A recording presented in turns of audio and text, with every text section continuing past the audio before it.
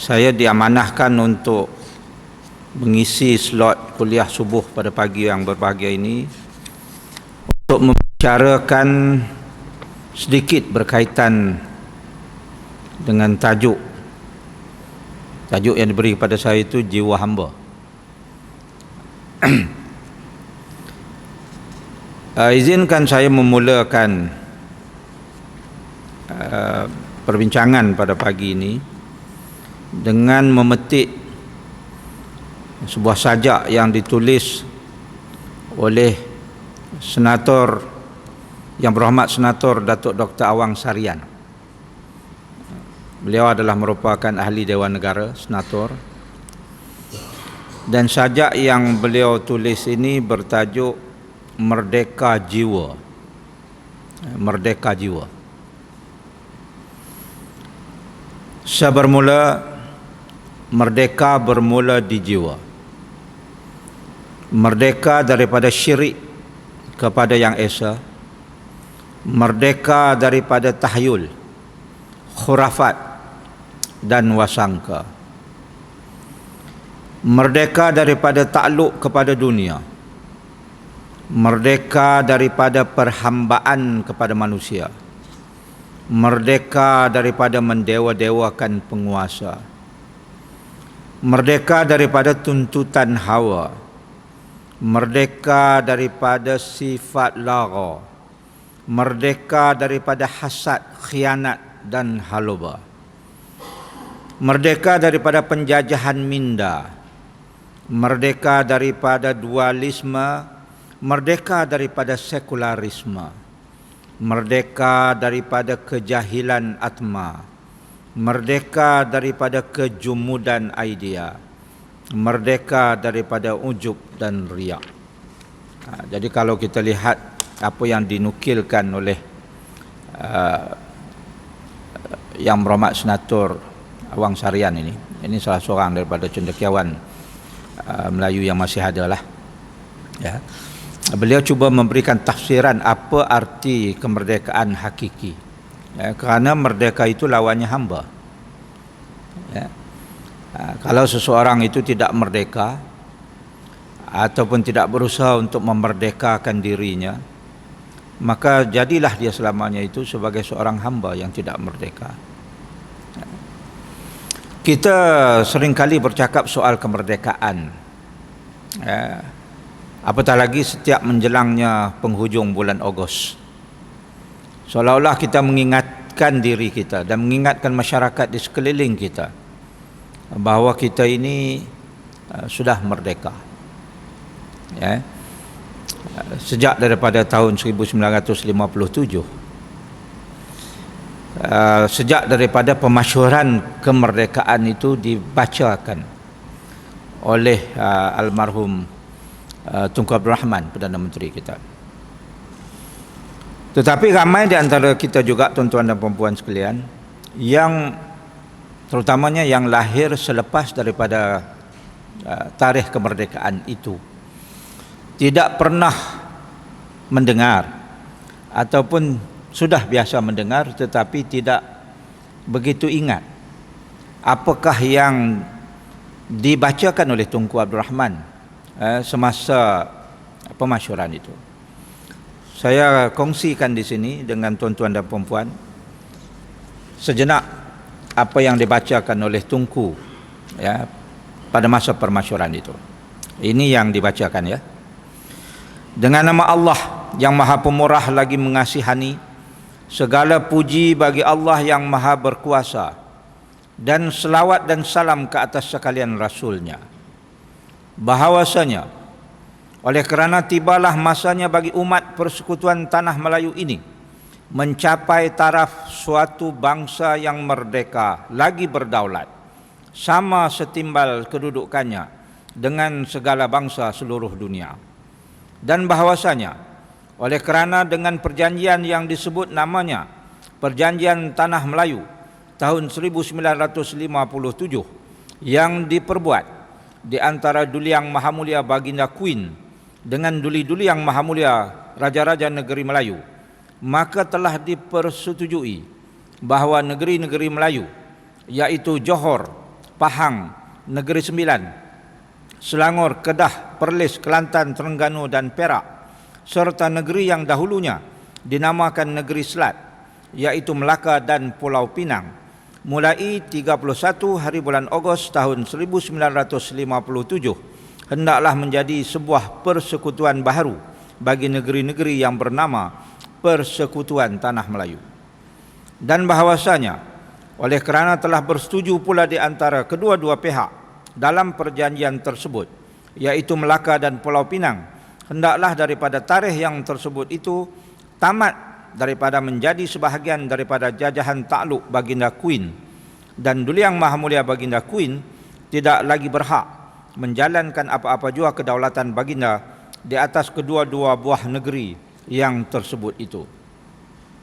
Dan bahawasanya oleh kerana telah bersetuju pula di antara kedua-dua pihak yang tersebut, iaitu Perjanjian Persekutuan Tanah Melayu tahun 1948 dan segala perjanjian yang lain yang ada sekarang di antara Duli Yang Maha Mulia Baginda Queen dengan Duli-Duli Yang Maha Mulia Raja-Raja ataupun salah seorang daripada baginda itu, sebelum tarikh yang tersebut hendaklah dibatalkan mulai daripada tarikh itu, dan semua kuat kuasa dan hak-hak Duli Yang Maha Mulia Baginda Queen ataupun Parlimen Negeri United Kingdom dalam negeri-negeri Selat yang tersebut itu ataupun yang berhubung dengannya, atau negeri-negeri Melayu atau Persekutuan Tanah Melayu seluruhnya adalah tamat dengan sendirinya. Dan bahawasanya oleh kerana Duli Yang Maha Mulia Baginda Queen, Duli-Duli Yang Maha Mulia Raja-Raja Melayu, Parlimen Negeri United Kingdom dan Majlis-Majlis Undangan Persekutuan dan negeri-negeri Melayu telah meluluskan Perjanjian Persekutuan Tanah Melayu tahun 1957 itu berjalan kuat kuasanya. Dan bahawasanya oleh kerana sebuah perlembagaan bagi Kerajaan Persekutuan Tanah Melayu telah ditentukan menjadi suatu kanun yang muktamad baginya, dan bahawasanya oleh kerana perlembagaan persekutuan yang tersebut itu, maka ada disediakan syarat untuk menjaga keselamatan hak-hak dan keutamaan Duli-Duli Yang Maha Mulia Raja-Raja serta hak-hak asasi dan kebebasan sekalian rakyat, dan untuk memajukan Persekutuan Tanah Melayu dengan aman dan damai, serta teratur sebagai sebuah kerajaan yang mempunyai raja yang berperlembagaan yang berdasarkan demokrasi cara parlimen. Dan bahawasanya oleh kerana perlembagaan persekutuan yang tersebut itu telah diluluskan oleh suatu undang-undang yang diadakan oleh Majlis Undangan Persekutuan serta dengan undang-undang yang diadakan oleh negeri-negeri Melayu dan dengan ketetapan-ketetapan di dalam Majlis Undangan Negeri Melaka dan Pulau Pinang, dengan demikian perlembagaan itu telah berjalan kuat kuasanya pada 31 hari bulan Ogos tahun 1957. Maka dengan nama Allah yang Maha Murah lagi Maha Mengasihani, saya Tunku Abdul Rahman Putra Ibni Almarhum Sultan Abdul Hamid Halim Shah, Perdana Menteri bagi Persekutuan Tanah Melayu, dengan persetujuan dan perkenan Duli-Duli Yang Maha Mulia Raja-Raja negeri-negeri Melayu, dengan ini memasyhurkan dan mengisytiharkan bagi pihak umat Persekutuan Tanah Melayu bahawa mulai daripada 31 hari bulan Ogos tahun 1957, maka Persekutuan Tanah Melayu yang mengandungi di dalamnya negeri-negeri Johor, Pahang, Negeri Sembilan, Selangor, Kedah, Perlis, Kelantan, Terengganu, Perak, Melaka dan Pulau Pinang, dengan limpah rahmat Allah Subhanahu wa taala akan kekal menjadi sebuah negara demokrasi yang merdeka dan berdaulat, serta berdasarkan kepada kebebasan dan keadilan, dan sentiasa menjaga dan mengutamakan kesejahteraan dan kesentosaan rakyatnya, dan mengekalkan keamanan di antara segala bangsa. Jadi tuan-tuan dan puan-puan, itulah pemasyuran yang dibacakan oleh Perdana Menteri pertama kita, ya, pada 31 hari bulan Ogos dulu. Jadi menjelang kita ini diisytiharkan sebagai sebuah negara merdeka. Sebelum daripada itu, kita pun tahu Ya, sebahagian daripada kita ni ada yang dijajah terus oleh Queen, menjadi sebahagian daripada wilayah ataupun tanah jajahan United Kingdom. Itu yang dalam permasyuran tadi itu disebut baginda Queen. Sebahagian lagi itu dihantar residen yang memerintah, walaupun sultan-sultan kita ada, contohnya di Perak. Sebab itu berlaku perselisihan dalam sejarahnya antara residen Perak dengan Sultan Perak, yang membawa kepada sultan begitu marah, walaupun sultan yang menandatangani sebenarnya perjanjian Pangkor, yang merupakan titik tolak campur tangan British secara rasmi di tanah air kita ini. Dan sebahagian negeri lagi tidak ada residen, tidak dijajah secara direct, secara terus oleh baginda Queen, tetapi dihantar penasihat British ataupun British advisor, yang katanya bagi nasihat tetapi sebenarnya lebih kepada memaksa. Jadi sebelum daripada titik pemasyuran ini, orang lain buat pandai-pandai di tanah air kita. Untung nasib kita bukan kita sendiri yang tentukan.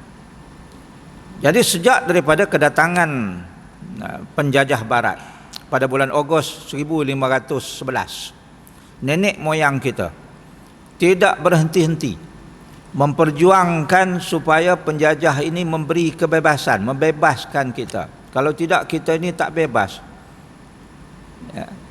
Sebab itu tidak benar sama sekali kalau orang mengatakan bahawa perjuangan kemerdekaan Melaya ni, tanah Melayu ini, ialah pada 31 Ogos ataupun menjelang 31 Ogos 1957. Sebab itu adalah titik akhir. Sedangkan perjuangan kita, siri perjuangan yang begitu panjang, bermula daripada 1511 lagi. Ya, apabila Portugis berjaya merampas kota Melaka dan pelabuhan Melaka daripada Sultan Mahmud Melaka yang terakhir.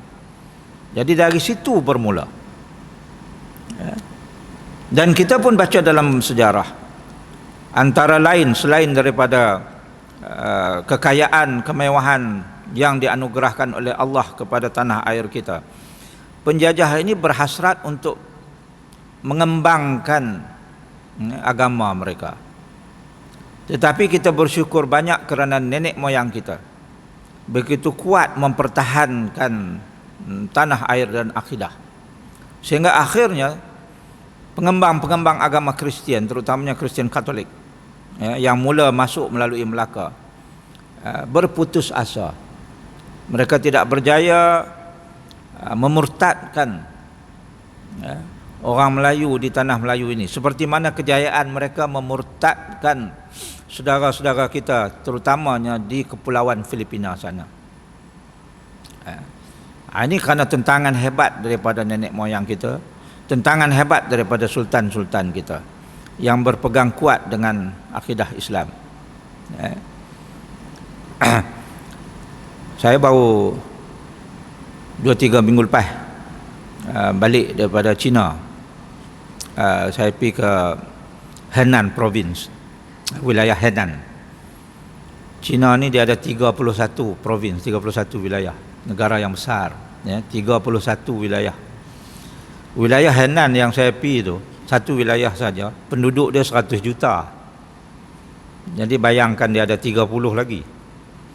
Satu bandar yang kita turun kapal terbang di Henan itu, nama ada Zhengzhou. Kota raya Zhengzhou tu, bandar raya tu, sahaja 11 juta penduduk. Jadi kalau ikut bahasa kita lah, kita kata merenyut manusia di China tu. Saya berkesempatan melawat ke sebuah masjid di Zhengzhou tu, di kawasan orang Islam di Zhengzhou tu, ada dipanggil Muslim Street, ataupun jalan orang Islam, di mana didapati orang Islam berniaga di situlah. banyak kedai makanan halal dan sebagainya, mudah nak dapat di situ. Kemudian pergi ke satu masjid tu hari Jumaat. Kami sampai tu kebetulan dah lepas solat Jumaat, masih ada lagi lah jemaah, tapi tak boleh nak bersembang pun pasal masalah bahasa.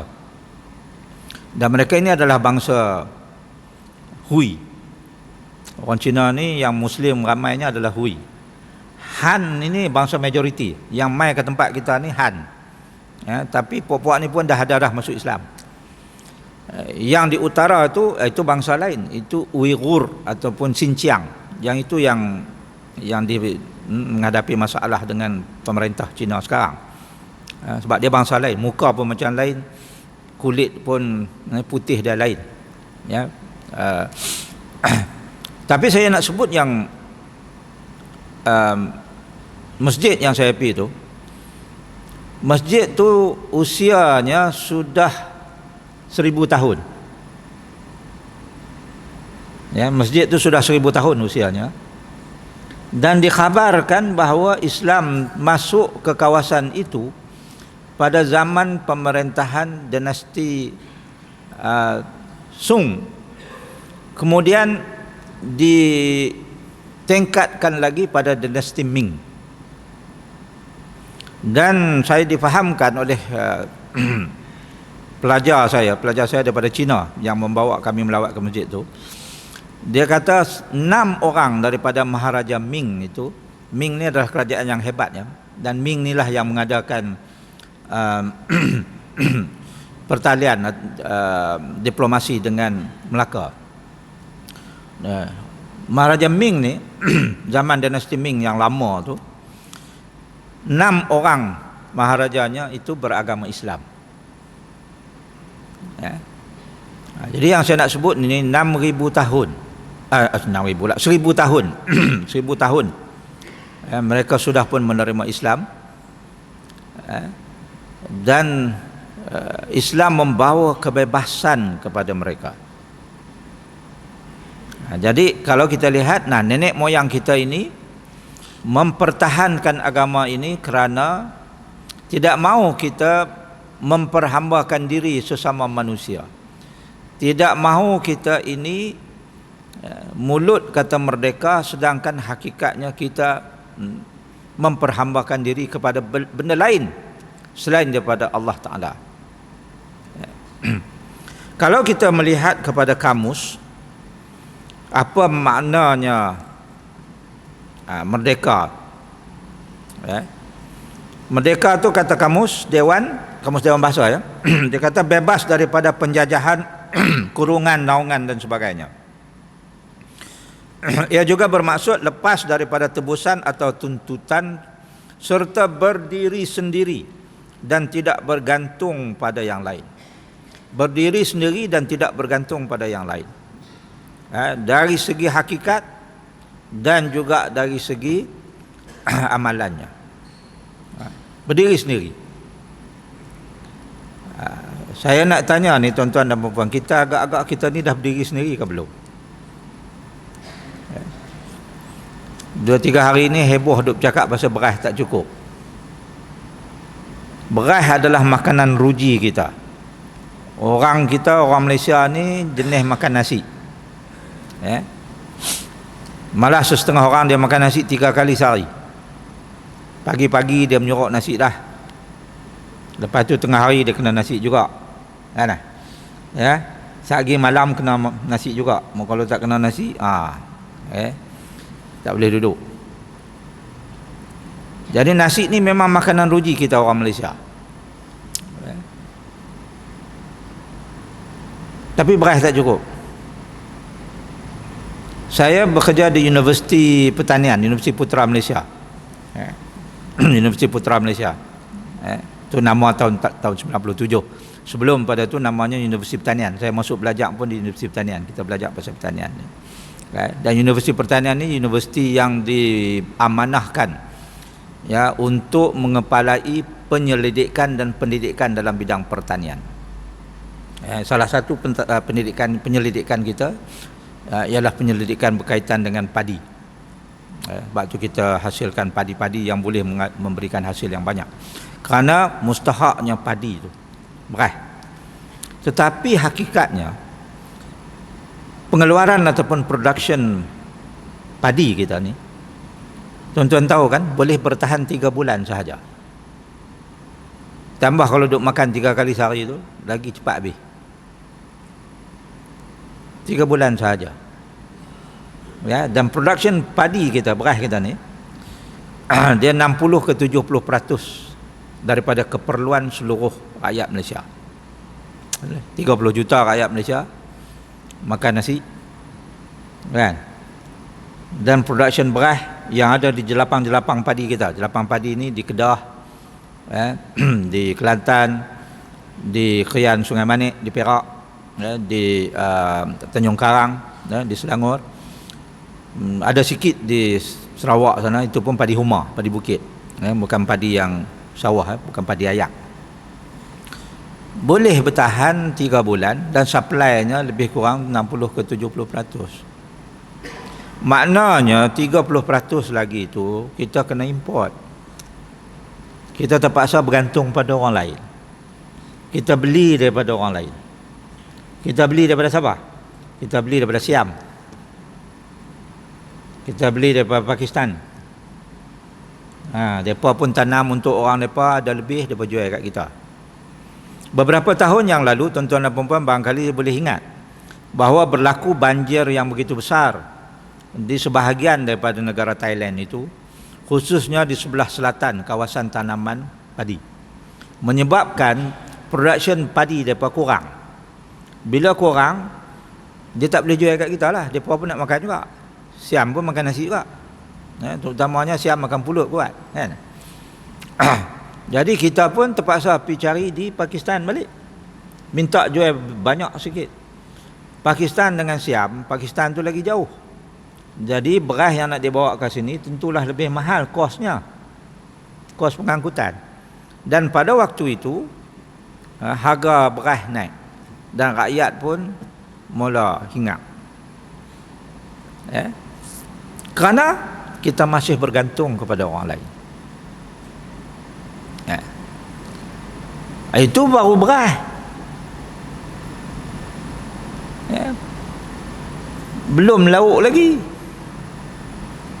Production daging kita tak cukup. Production daging kita 20%, 80% lagi kita bergantung kepada import. Kerajaan cuba mengorak langkah, melaksanakan beberapa langkah, contohnya NFC, National Feedlot, tapi kita pula buat haru, kan? Ada duit, orang suruh belah lembu, dia pergi beli kondo. Jadi ini ketidakjujuran kita sendiri yang menyebabkan apa yang dirancangkan itu tak menjadi. Sebab itu apabila menjelang hari raya Korban, kita kelang kabut nak import lembu dan sebagainya, nak buat korban tapi lembu tak ada, kambing tak ada. Jadi supply daging kita pun tak cukup dan kita bergantung kepada orang lain. Ayam pun tak cukup, 20% lebih kurang. Telur pun tak cukup. Itu yang kita dok menghadapi masalah krisis telur. Pergi beli telur di India, kan? Mai sini orang kita tak suka sebab telur India tu rasa lain, warna dia pun lain, kerana dia bagi makan pellet lain daripada apa yang kita bagi. Jadi ini soal benda asas, basic needs, keperluan asas manusia. Kalau itu pun kita bergantung kepada orang lain, belum lagi benda-benda lain. Maka persoalannya, adakah kita ini benar-benar sudah merdeka ataupun masih lagi kita ini berfikiran hamba? Tuan-tuan dan puan-puan cuba bayangkan, kalau berlaku perang lah katakan, kita minta simpang lah, tapi kalau berlaku perang, apakah akan berulang penderitaan yang dialami oleh Tok Wan kita dulu zaman perang Jepun? Beras tak ada. Tok Wan kita duk cerita zaman Jepun, beras mana ada. Kalau ada pun sorok-sorok kan nak makan. Kalau dapat ke Jepun, siap. Kalau Jepun mai, dia rampas habis. Jadi orang tua-tua kita makan apa? Makan ubi kayu. Almarhum Sultan Selangor, ayahanda kepada sultan yang ada sekarang ni. Dia cerita kepada kami masa tu saya rasa saya baru kerja ataupun penghujung saya jadi pelajar dah di UPM. Sebab dia Tuanku Chancellor. Dia cerita masa Jepun mai di bawah pemerintahan governor the Imperial Army of the Japan. Sultan ni mujuklah istana tak dirampas. Jadi sultan ni dibenarkan, diizinkan oleh Jepun nak duduk di istana tu duduk. Tapi tak ada pekerja, tak ada apa semua, duduklah sendiri di situ. Tanam ubi kayu. Dia kata sultan tu, almarhum sultan tu, tanam ubi kayu keliling istana. Sebab sultan sendiri pun tak ada beras makan ubi kayu juga. Apatah lagi rakyat jelata di kampung-kampung. Kalau Jepun masuk, dia jumpa sorok beras, memang dia bubuh penampak Tokyo. Tahu kan penampak Tokyo? Orang tua-tua cerita penampak Tokyo. Penampak Tokyo ni maknanya penampak pi balik. Dia tampak kot tu, sengit, dia balas kot tu sekali lagi. Dia kata penampak Tokyo, penampak pi balik. Dua hala. Ini di masa kita tidak merdeka, bergantung kepada orang lain. Sebab itu satu ketika barangkali kita pernah di zaman Tun Dr. Mahathir mengutarakan satu dasar yang disebut oleh Tun Dr. Mahathir itu sebagai dasar 70 juta penduduk. Tuan-tuan dan puan-puan tentu ingat kan, salah satu dasarnya ialah dasar 70 juta penduduk. Dasar 70 juta penduduk kerana dibuat perkiraan pada waktu itu, seandainya kita mampu diri, maka market kita ni, pasaran kita hendaklah cukup untuk memasarkan barangan yang kita sendiri produce, yang kita sendiri buat.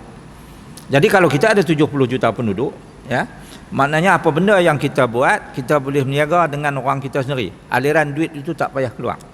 Macam lah ni, kita baru ada 30 juta. Sebab tu apabila kita buat kereta, masa kita buat Proton dulu, lah ni Proton pun boleh kat Gili Cina lah, bukan kereta nasional lagi dah. Dah lama dah tak jadi kereta nasional. Dulu masa kita membuat kereta, pasaran dalaman itu tak cukup.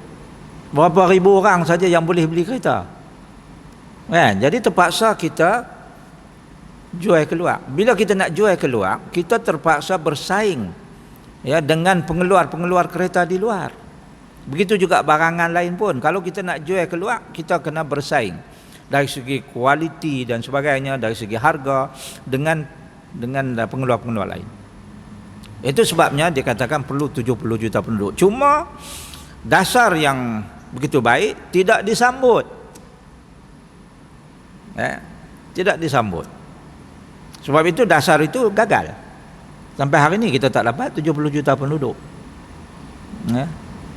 Kan, tak disambut, tak ada insentif. Kalau seandainya orang itu ramai anak, umpamanya apa yang mereka dapat, kemudahan bagaimana, sekolah, beasiswa, adakah allowance tambahan, terutamanya bagi yang tinggal di kawasan bandar yang serba-serbi mahal dan sebagainya. Jadi insentif-insentif itu semuanya tidak ada, tidak difikirkan pun.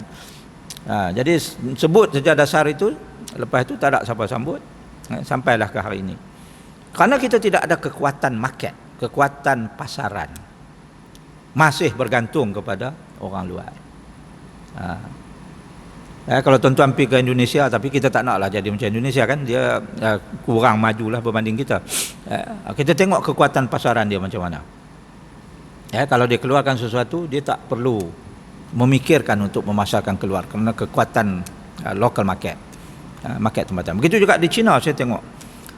Sebab itu China dia tak peduli, dia tak takut pada orang lain, dia tak takut pada barat, kerana kalau dia tak berniaga dengan orang luar pun dia boleh hidup.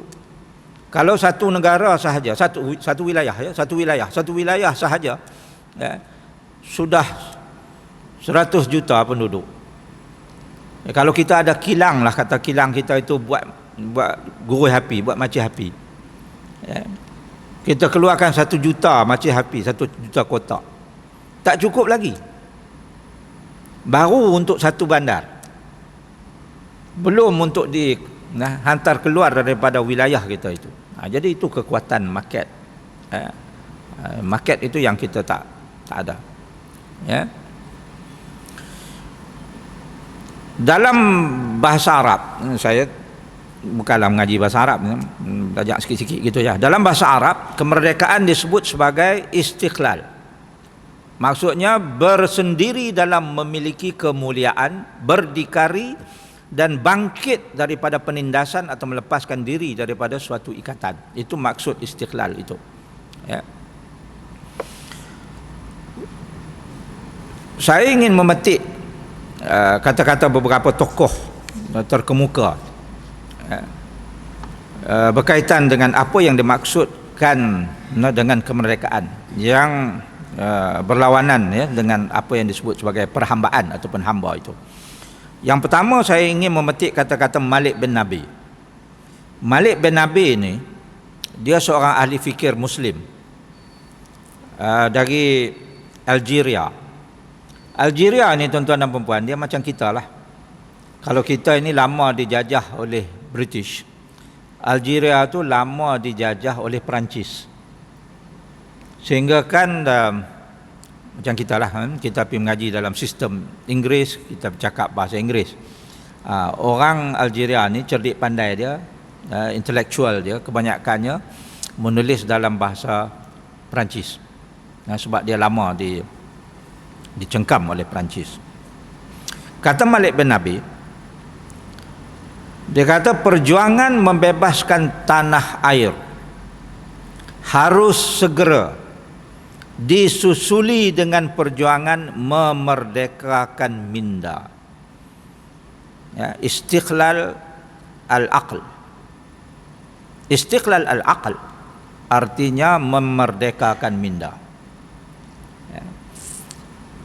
Bagi beliau, apalah arti kemerdekaan bumi pertiwi jika rakyat peribuminya masih tetap berminda anak jajahan. Ini satu statement, satu kenyataan yang begitu kuat. Apalah arti kemerdekaan bumi pertiwi jika rakyat peribuminya masih tetap berminda anak jajahan. Membangkitkan jiwa merdeka adalah agenda terpenting yang tidak boleh dikompromikan. Sebab itu apabila kita merdeka dulu, lepas daripada 1957, kita tengok orang putih balik birah. Union Jack diturunkan, kita pun naikkan kita punya bendera. Masa itu belum lagi nama dia Jalur Gemilang. Kita naikkan bendera, tak ada nama lagi rasanya masa itu. Sebab Jalur Gemilang ini diberi nama zaman pemerintahan Pak Lah. Mereka balik bila kan, tetapi sistem mereka masih kita teruskan, sehingga kan banyak urusan kita di sini ditentukan di London. Harga getah kita yang tanam,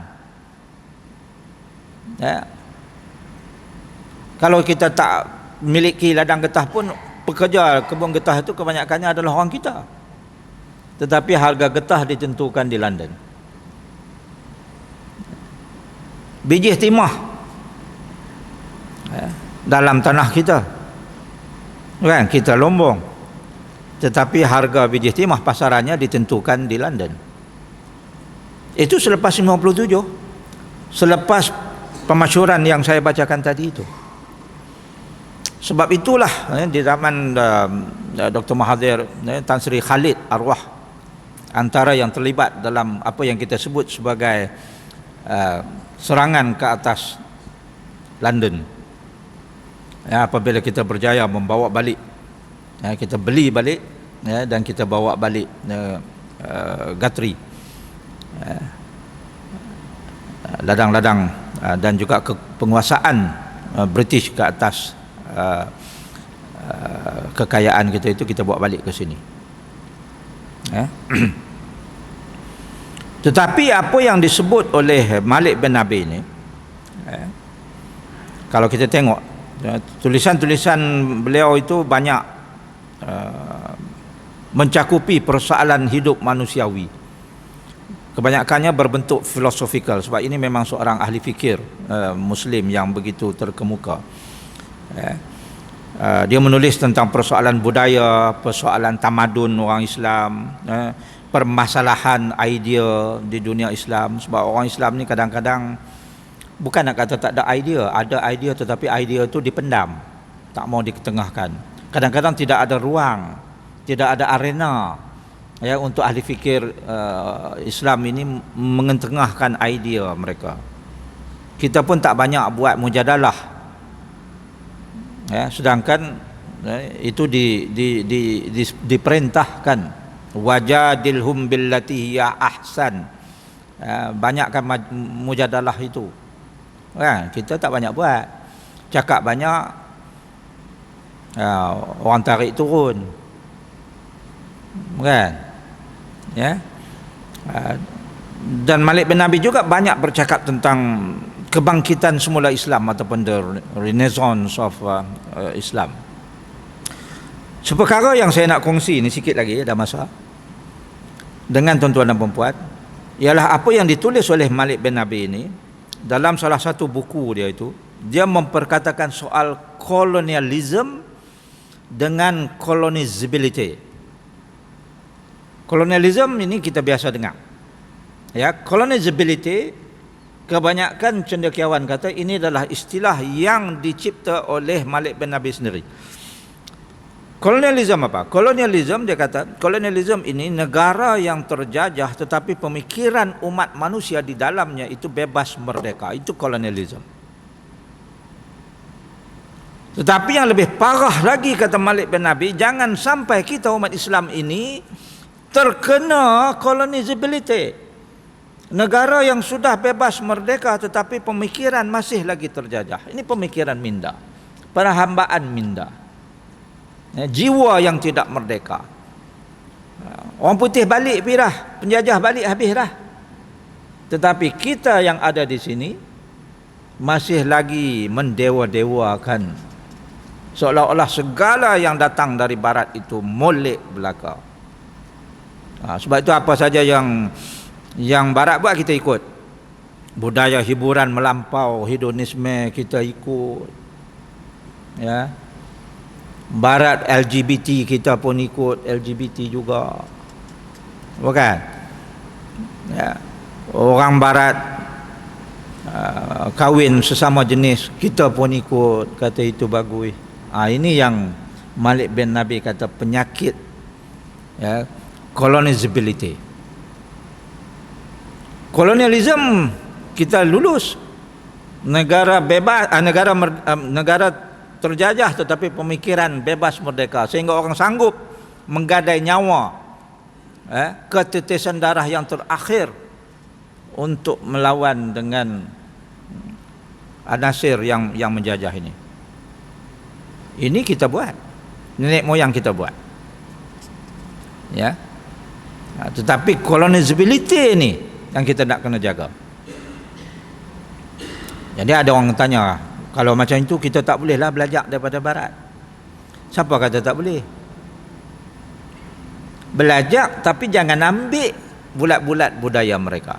Ambil ilmu. Ambil ilmu mereka. Tetapi jangan ambil budaya mereka. Ilmu tak ada masalah, teknologi tak ada masalah, kita boleh ambil. Itu pun yang dibuat oleh Jepun umpamanya, oleh Korea. Dia ambil teknologi daripada barat, tetapi kemudian dia buat dalam cara dia. Dan itu pun yang dibuat oleh orang barat semasa kebangkitan barat. Barat berada dalam zaman gelap begitu lama. Zaman orang barat takut kepada naga. Islam terutamanya di Cordoba, kalau hari ini disebut Cordoba di Spanyol, itu sudah berada dalam kemuncak kemanusiaan dari segi ilmu, dari segi adab dan sebagainya. Saya pergi tengok sendiri La Mezquita di Cordoba, itu masjid yang terbesar dalam abad ke-10 itu. La Mezquita dia panggil dalam bahasa Spanyol. Masjid itu cukup besar. Abad ke-10 itu. Orang mari daripada segenap pelosok dunia untuk belajar ilmu daripada orang Islam, kerana Islam cukup dipandang tinggi. Termasuklah daripada Eropah. Dan ahli-ahli fikir Islam cukup ramai pada masa itu. Antaranya yang terkenal sekali ialah Ibn Rushdi. Dan pemikiran Ibn Rushdi itu, Rushdiyah, pemikiran Rushdiyah, ya, diterjemahkan ke dalam bahasa Barat menjadi Averroes ataupun Averroism. Ibn Rushdi itu disebut Averroes, pemikiran Rushdiyah itu disebut sebagai Averroism. Dan pemikiran inilah yang membebaskan, memerdekakan Barat daripada cengkaman penjajahan minda tahyul, sehingga akhirnya mempengaruhi pemikir-pemikir Barat, termasuklah pemikir-pemikir daripada Perancis seperti Voltaire, Rousseau dan sebagainya, yang kemudiannya mereka balik ke Perancis dan menubuhkan universiti-universiti di Perancis. Universiti-universiti tertua kebanyakannya adalah di dunia Islam.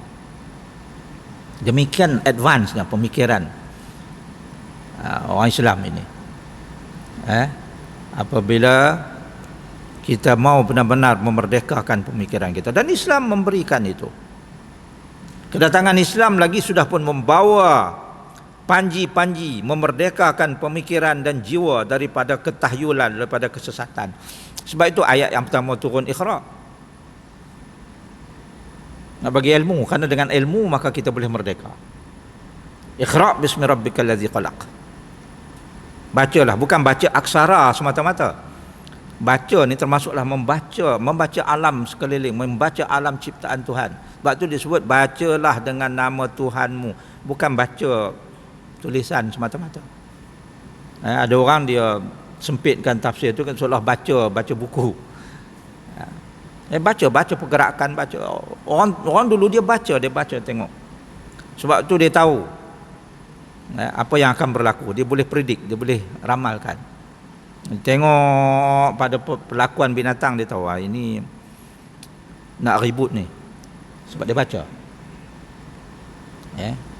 Dan orang Melayu dulu, nenek moyang kita menjadi pelayar seafarers, pelayar yang handal kerana dia membaca alam, membaca bintang dan sebagainya. Sebab tu nenek moyang kita belayak tak payah buat kompas pun, dia tahu nak pergi arah ke mana. Yang ini yang kita tak buat, ataupun tanpa sedar kita sudah terkena penyakit colonizability ini. Sebab tu dalam tahun 50-an kalau kita tengok orang kita yang dihantar pergi belajar di luar negara, dia balik jadi orang putih. Ingat tak? Orang dulu-dulu kan balik jadi orang putih. Bukan hanya membawa balik ilmu, membawa balik bahasa, membawa balik budaya, membawa balik cara hidup. Orang putih. Kan saya ingat lagi dulu pegawai-pegawai tinggi kerajaan, kalau kita pergi pejabat dia, pakai coat, kadang-kadang pakai three-piece coat, pakai vest lagi di dalam. Lepas tu dia ikat pula, dia belik kain muffler di leher. Sesuai lah dipakai di London, pasal sejuk. London tu, saya duduk pergi London tu, musim panas pun sejuk. Nama je musim panas, summer tapi sejuk, dingin. Belum lagi musim sejuk. Jadi dia pakai three-piece suit itu sesuai. Dia balik mai ke Malaysia ni, bawa balik ilmu, bawa balik ijazah kan. Pakai three-piece suit, ikat muffler lagi. Di sini panas nak mampu. Jadi dia bawa balik bukan ilmu sahaja tetapi budaya. Dan kita tengok bukanlah salah ya. Tahun-tahun 50-an 60-an dulu kalau orang kita pergi belajar di luar negara, biasanya bawa balik mem sekali. Bawa balik budaya minum. Sampaikan dalam militeri kita masih ada lagi toast. Toast dengan arak. Ini budaya yang dibawa balik, pemikiran yang terjajah. Dan budaya toast itu diteruskan. Tahun 80-an kita dah buang, dah tak mau arak dah, tapi toast itu masih diteruskan. Toast dengan teh, toast jugalah. Kalau nak ikutkan budaya orang Melayu, mana ada hantuk-hantuk gelas. Dia tak boleh. Kalau tak hantuk tu seolah-olah kalau tak hantuk tu tak sah, kena hantuk. Cheers. Kena sebut pula cheers. Ini minda yang terjajah. Hakim-hakim kena pakai wig, kena pakai cemara tu, rambut putih tu. Pasal apa? Pasal hakim di United Kingdom pakai cemara. Jadi balik mai sini pun pakai putih juga. Seolah-olah kalau tidak pakai cemara itu, ya, keadilan tidak dapat diteruskan. Ini pemikiran yang terjajah. Hakim kita yang pertama yang buang cemara pakai songkok, jadi riuh rendah satu Malaysia pada waktu itu ialah Hakim Hashim Yub Sani. Dia buang cemara, dia pakai songkok. Satu Malaysia riuh rendah masa tu. Saya baca surat abang apa semua kata, bagaimana keadilan dapat diteruskan jika hakim tidak bertindak seperti hakim. Haru. Macam lah ni pun. Naik kapal terbang kan, pramugari pakai singkat dan sebagainya. Pasal apa nak pakai singkat? Dia nak tolong orang angkat beg lah, apalah. Kan lebih mudah kalau dia pakai seluar panjang. Ini pemikiran. Pemikiran yang terjajah.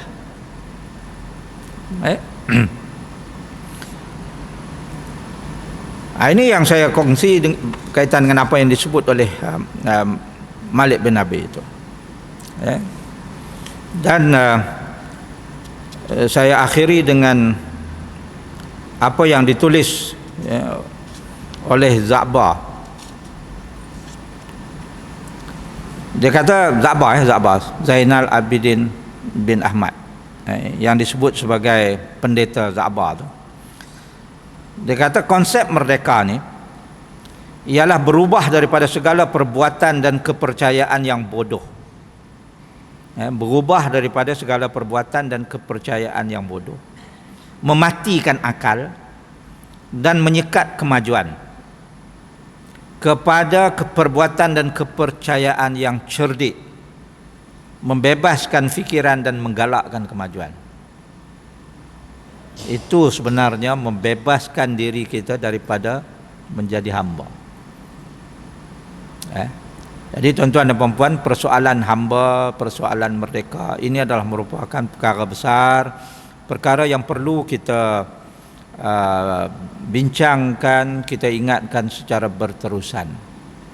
Kerana sekali merdeka belum berarti merdeka selamanya. Sekali terbebas daripada perhambaan bukan berarti bebas daripada perhambaan selamanya. Kita kena berhati-hati, berwaspada sentiasa.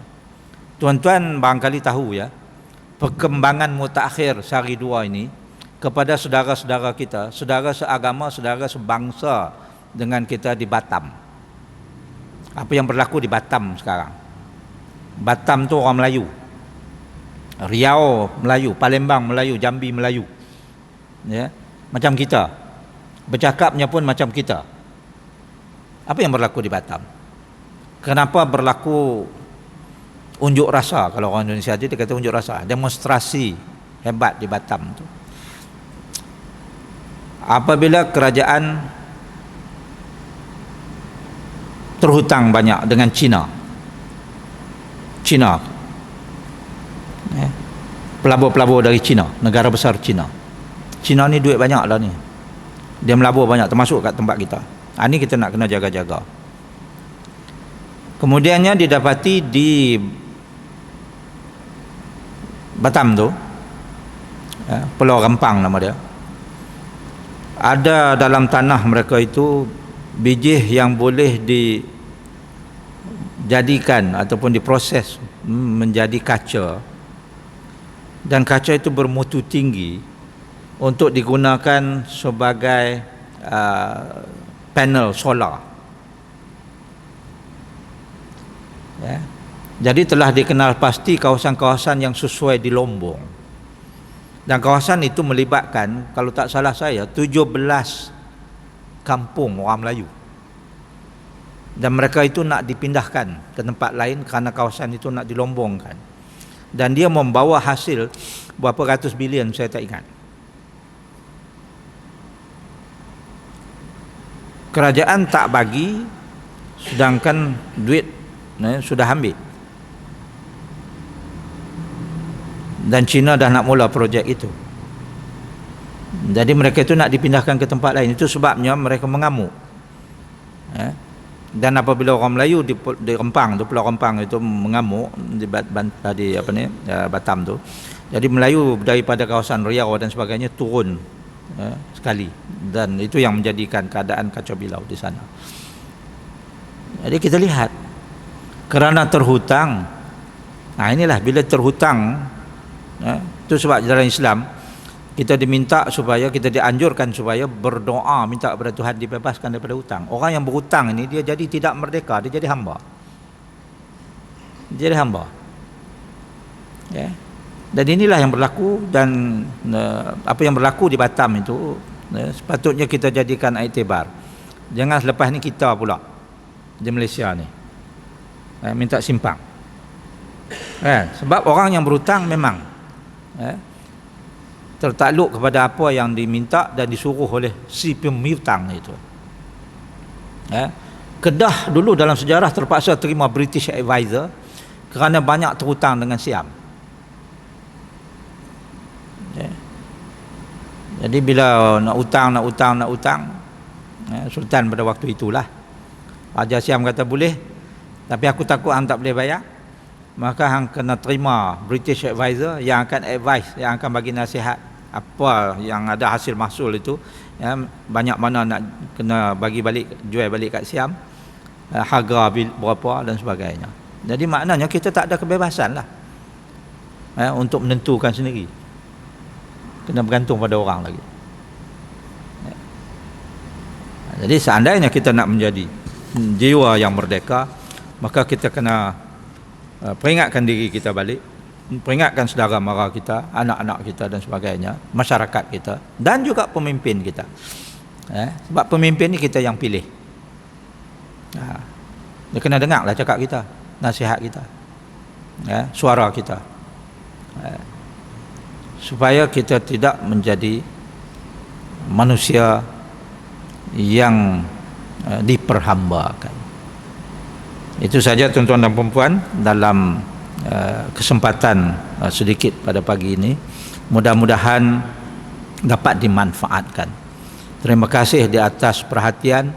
Mohon maaf di atas segala keterlanjuran. Aqulu qauli hadza wa astaghfirullahal azim li wa lakum. Wassalamualaikum warahmatullahi wabarakatuh.